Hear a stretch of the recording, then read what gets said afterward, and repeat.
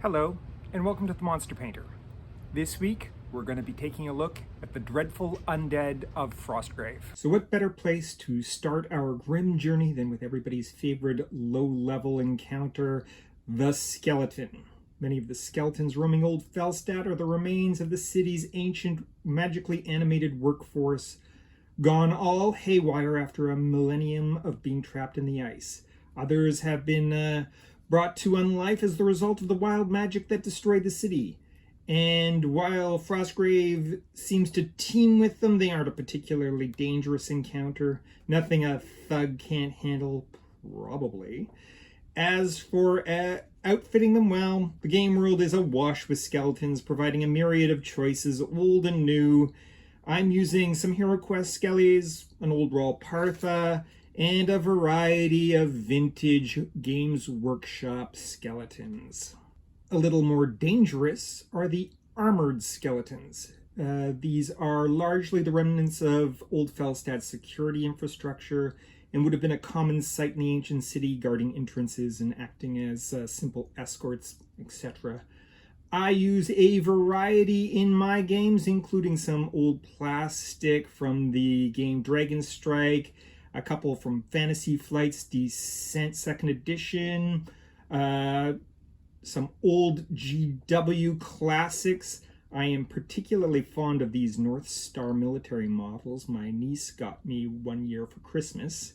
North Star produces an excellent range of models designed specifically for Frostgrave, and they are consistently great stuff. The 2nd edition of Frostgrave introduces us to floating skulls, which are exactly as they sound, skulls floating around in the air animated by a magical spell, and are more of a nuisance than a real threat, but if you don't pay attention to them, that nuisance can become a real problem. I use this pre-painted WizKids D&D Vargoyle to get the job done. Another 2nd edition add-on to the undead are skeleton archers. While they're a real menace in Minecraft, in Frostgrave they don't have great aim, and so they're not terribly dangerous, but they will shoot you. I like to use a mix of classic old Raw Partha and some GW Tomb King models for this particular job. Now, for a really dangerous skeletal encounter, we have the Burning Skeletons from Scenario 2 of the Dark Alchemy campaign called Skeletal Run. It's an excellent campaign for introducing new players to the rules of Frostgrave. And these skeletons have been soaked in strange alchemical fluids, and they burn ferociously in the air. And if you're going to fight them, you're in trouble, because even if they don't hurt you, they're going to burn you. A real threat. And I use Blazing Skeletons from the Castle Ravenloft board game to fill this role. For a more obscure skeletal encounter, you might face the terrifying Bone Bats, a dreadful monster that glides down off the top of an old opera hall to wreak havoc in the scenario The Bridges of Maldreth, from the pages of Tabletop Gaming Magazine, or it's also found in Spellcaster issue 2. For this creepy job, I like to use the War Machine Hordes monster Crix. That's it for the skellies. Now on to another horror classic, zombies. Whether created by wicked sorcerers, wild magic, or weird plagues, Oldfelstad is crawling with them. Thankfully, there are a myriad of models you can use for the role, from Fantasy Flight, Reaper, HeroQuest, old GW, new GW. The list itself is an endless, shambling horde of nightmares, so if you can't find some zombies, you're not looking for them. Frostgrave offers a couple of variants to this classic monster, including a horror from the excellent campaign Thaw of the Lichlord, where we get the hideous zombie troll, Perhaps the largest and ugliest creature any ambitious necromancer is likely to animate. Definitely tough, definitely dangerous, and for this role I like to use a model called the Keeper from the old Dark World board game expansion, Village of Fear. On the distant islands of the Ghost Archipelago, there shamble so-called swamp zombies, reanimates of those who have perished in the swamps and bogs of those lonely islands. Very similar to conventional zombies, but with the amorphous trait and the same dark appetites. And now that Frostgrave 2nd Edition includes swimming and water hazards, they are perhaps more relevant for the frozen city than they used to be. I like using these grim old worm skulls from the 90s RPG Earth Dawn to get the job done.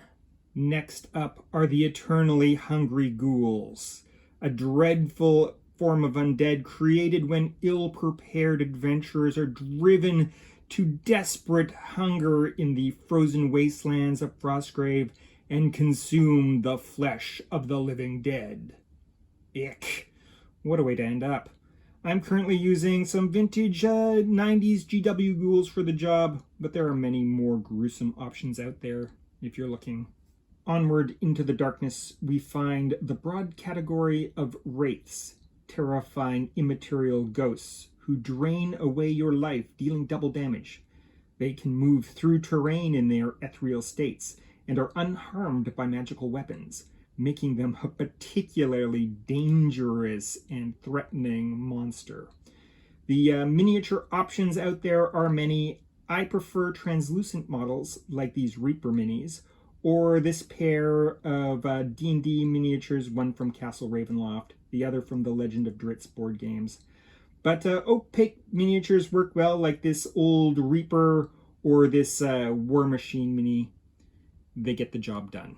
The Thaw of the Lichlord campaign book offers us a couple of variants on the Wraith, including Frostwraiths, only ever encountered in the dreadful cold ruins of Oldfelstad. They're much less scary than their immaterial cousins, as they're not able to pass through terrain and are susceptible to regular weapons, but their icy grip does extra damage. Man, Frostgrave must be one cold place if even the ghosts are frozen. For this job, I like to use opaque ghosts like these two from Reaper. Another member of the Wraith family are the legendary Banshees, female ghosts bound to this world by grief and grievance. Like regular Wraiths, they are immaterial and unaffected by normal weapons or terrain. They wander the ruins uninterested in the mortals fighting for the treasure there, but let out terrible deadly wails of grief that could kill those mortals who aren't paying careful attention. I like to use these Malifaux models for the role, as they look pretty full of grief and grievance. A comparably weaker Wraith-like entity from Thaw of the Lichlord is the quick-moving Spectre. Sure, they're immaterial and fast, but they have no pluses to fight, no extra damage, making them a much less dire encounter than their darker cousins. I'd like to use translucent Reaper miniatures for these parts. The last, and perhaps the most dangerous member of the Wraith family from Thaw of the Lichlord are the dreaded Wraith Knights, created by the foul magic of the Lichlord himself and unfailingly loyal to him. They are tough fighters, unaffected by terrain or mundane weapons, dealing out double damage and a lot of fright. They are also a lot of fun to kit out. And the miniature world has a myriad of options, from inexpensive Reaper bones to classic Warhammer Fantasy battle characters like Krull here, or strange models from that old French game Confrontation. A rarely encountered form of undead is the Bogman from the Maze of Malcor campaign book.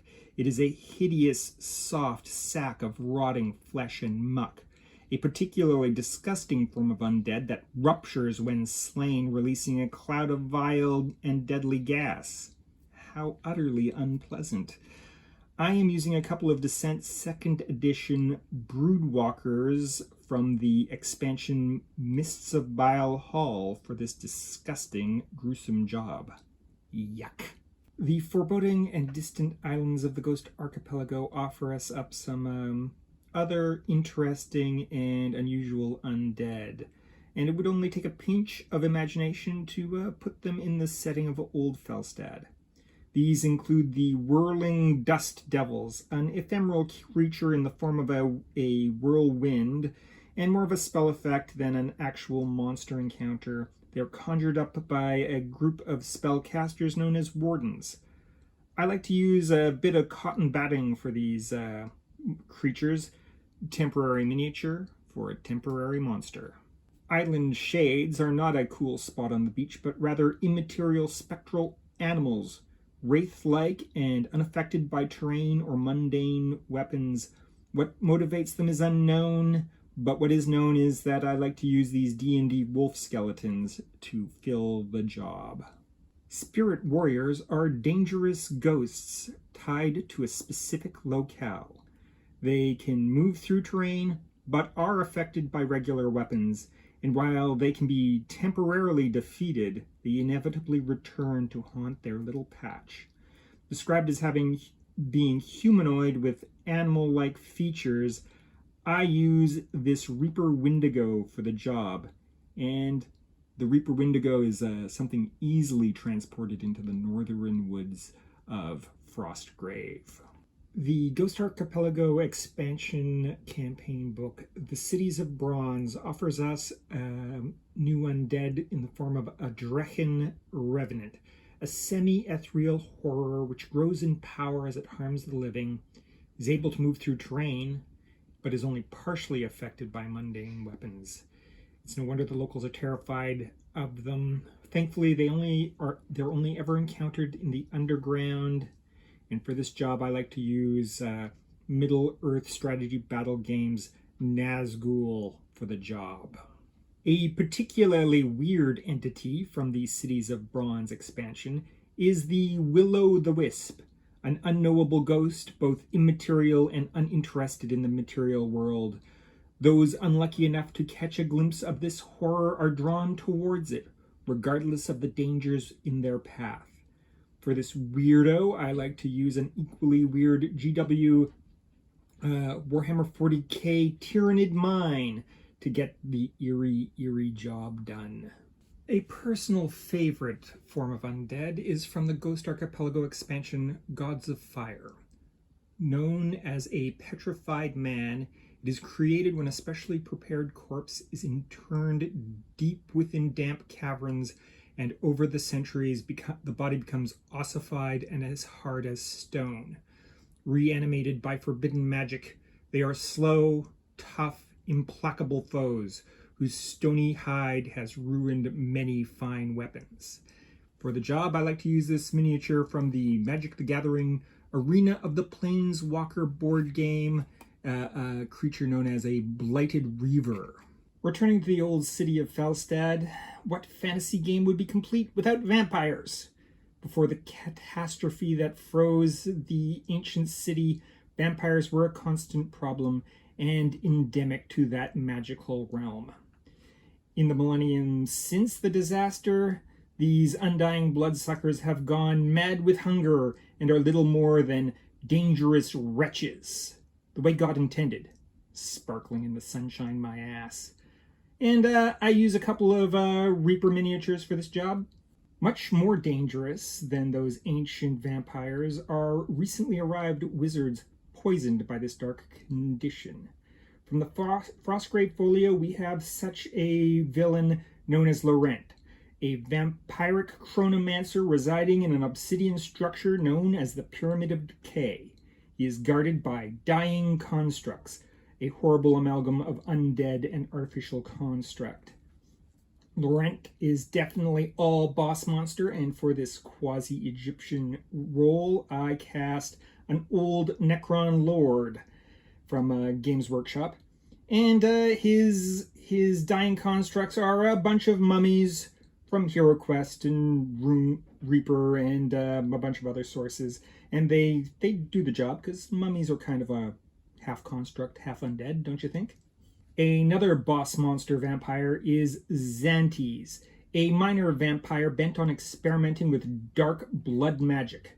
This brings him into conflict with the implacable Ring of Furs, a kind of a human reindeer hybrid, in a series of solo games found in issue 3 of Spellcaster.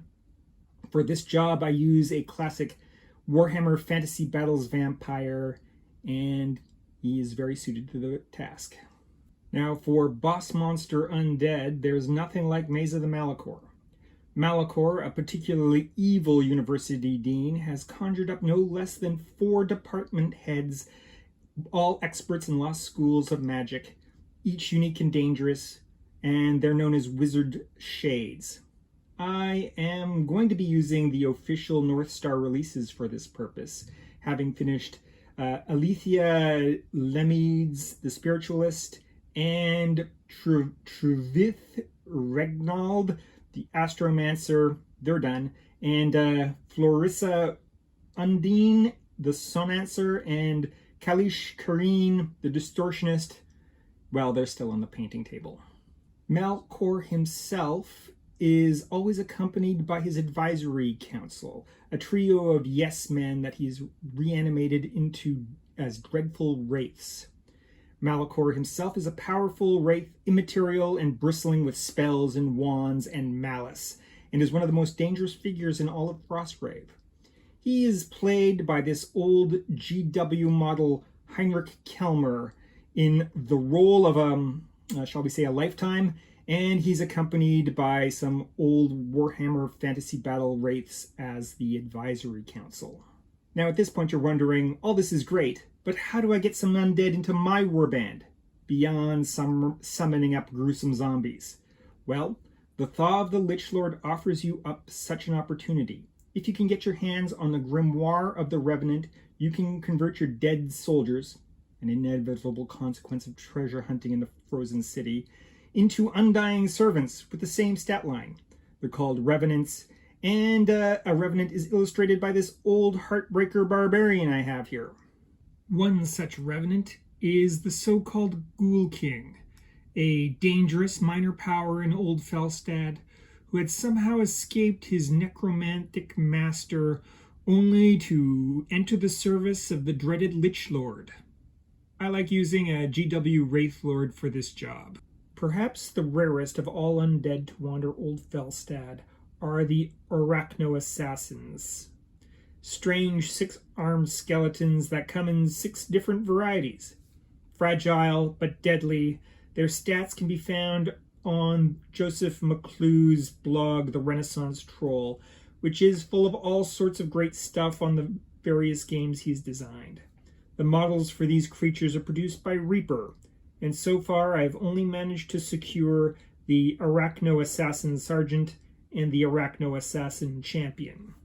Now maybe you'd like to have Undead Wizard as the leader of your warband. Well, again, the Thaw of the Lichlord delivers for you.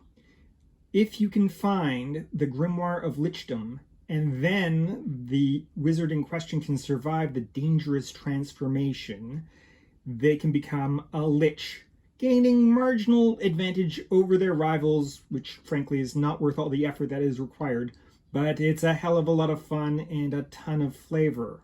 As attested to by my own personal necromancer, Lenore, played by a War Machine Necron surgeon. She managed to pull off this feat, finding a Grimoire of Lichdom and casting the spell later on with the help of an Orb of Power.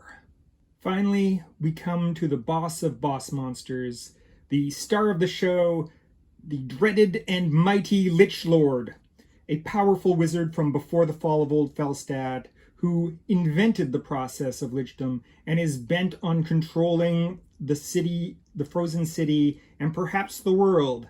He is only defeated after a series of 10 adventures culminating in a battle atop a floating citadel. So much fun. I used this crazily converted HeroQuest Chaos Wizard for this very special job. And that's all the undead of Felstad. Next week, we're going to be taking a look at the best and the worst of the Reaper Bones 5 core set. Remember to like, comment, and subscribe.